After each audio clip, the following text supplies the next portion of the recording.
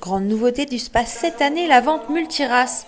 Comprenez vente aux enchères de génisses génotypés le plus souvent proposés à la vente par les agriculteurs. Prime Holstein, normande, brune et pie rouge, il y en a pour tous les goûts. Mise à prix entre 2500 et 3000 euros selon les races et différentes caractéristiques. Tous ces génisses sont forcément sélectionnés sur différents critères, notamment leur index génomique d'une part, étant donné que c'est toutes des génisses génotypées, et ensuite c'est sur leur qualité morphologique. Donc il y a plusieurs choses. Il y a tout d'abord l'aspect morphologique proprement dit, c'est-à-dire le format avec une bonne largeur poitrine, une profondeur. On a aussi au niveau de la solidité, donc une bonne rectitude du dessus, du dos. Et ensuite, il y a la qualité des membres. Donc, ce qu'on recherche, c'est un bon parallélisme et puis des membres bien fins, bien secs. Un des critères qui aujourd'hui est recherché, là je parle vraiment pour la race Prime Holstein, c'est le gène sans corne. Donc effectivement, il y a le locat, donc Jora à la vente est porteuse du gène sans corne. Donc, ce qui permet d'avoir une possibilité de sa descendance. Donc forcément, elle n'est pas homozygote, donc il n'y aura que la moitié de sa descendance derrière qui sera sans corne. Et aujourd'hui, avec les critères du bien-être de l'animal, c'est des critères qui rentrent en compte dans notre schéma de sélection. Et donc, c'est des animaux qui sont recherchés et qui, je pense, sont un peu plus prisés que d'autres.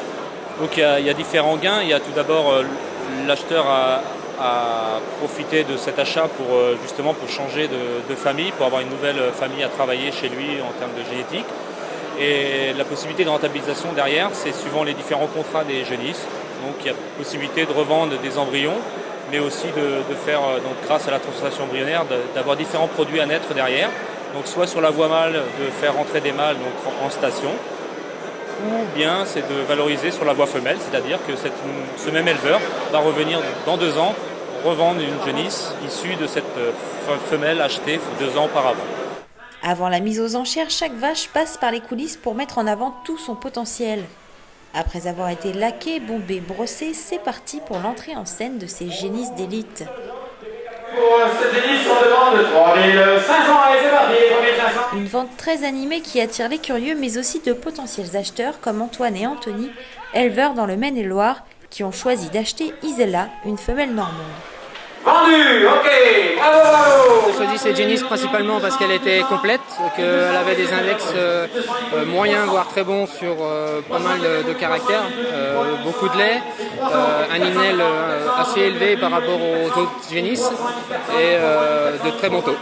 On va la rentabiliser déjà dans l'exploitation et puis par sa production et puis sinon théoriquement par la vente d'un mâle si on peut sortir un mâle qui est intéressant.